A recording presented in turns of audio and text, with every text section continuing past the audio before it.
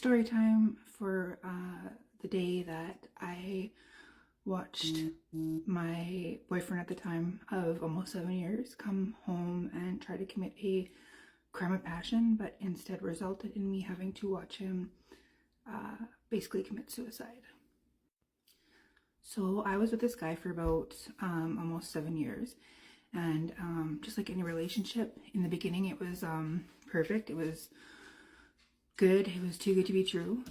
I thought it was, because he was awesome and the relationship was going really good. I ended up moving in with him very early in our relationship, with him at his mom's house, and everything was fine. Everything went good. Still, there wasn't really any issues then at the time.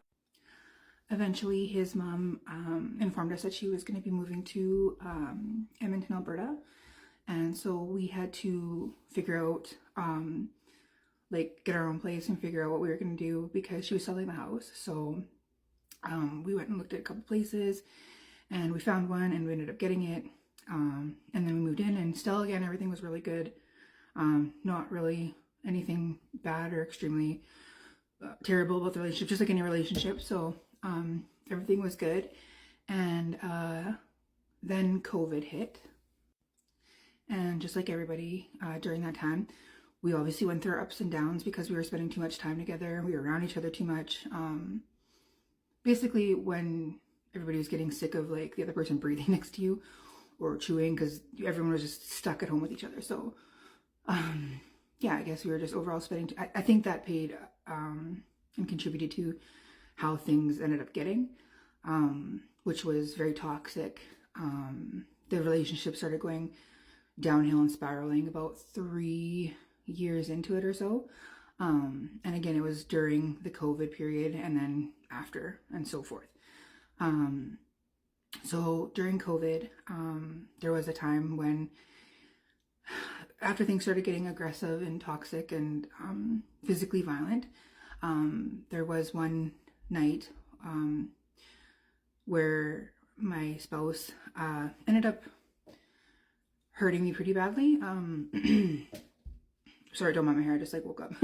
Hurting me pretty badly, and he ended up going to jail for it and doing some time, because yes, the cops were called. And yeah, sorry if I like zone out, because I don't really know how, like, what happens when it happens, but I think I just almost kind of zone out and relive or go back to that memory, and it kind of just zonk out. So I apologize ahead of time if that happens a little bit, because there are some parts in the story that are a little bit still hard for me to cope with, and just like, yeah, I still get the odd flashbacks and stuff like that. So I'm just apologizing ahead of time.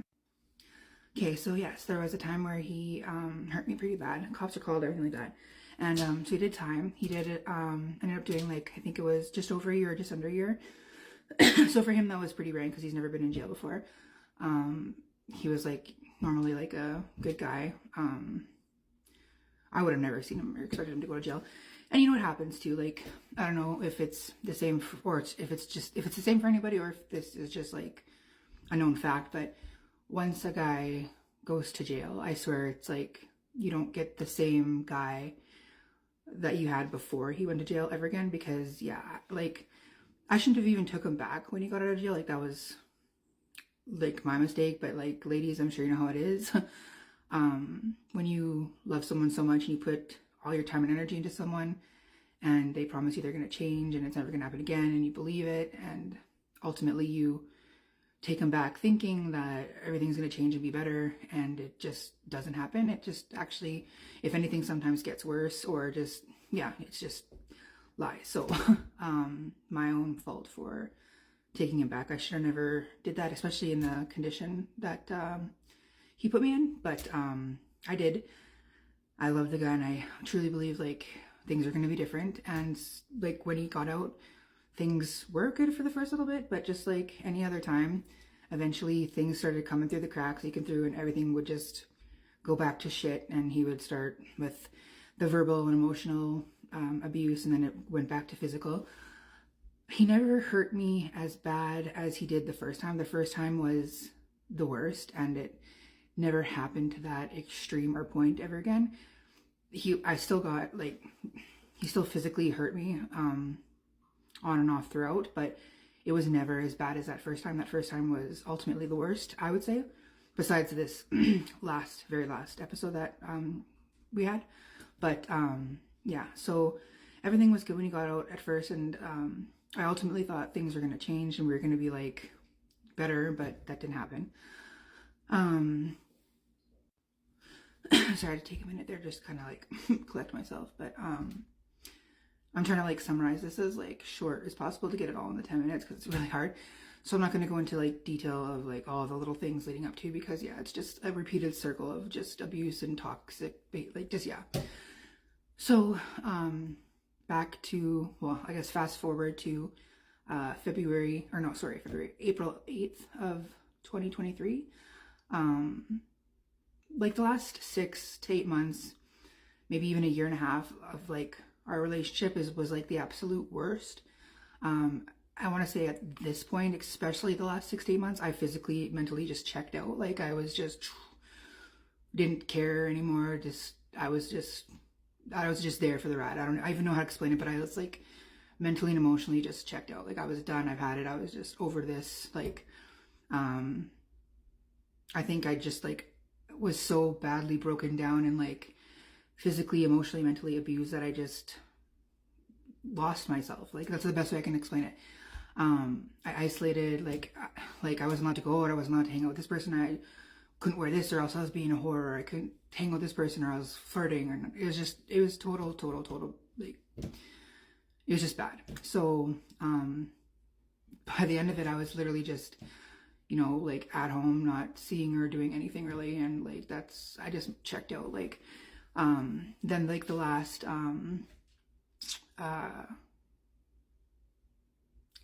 sorry, I'm doing the zoning out thing again. The last week leading up to the 8th, I don't know, he like met a lot of people in jail, like, and you know how that is, right?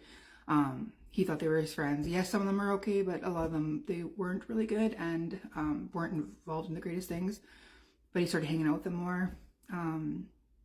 And yeah, so it got worse.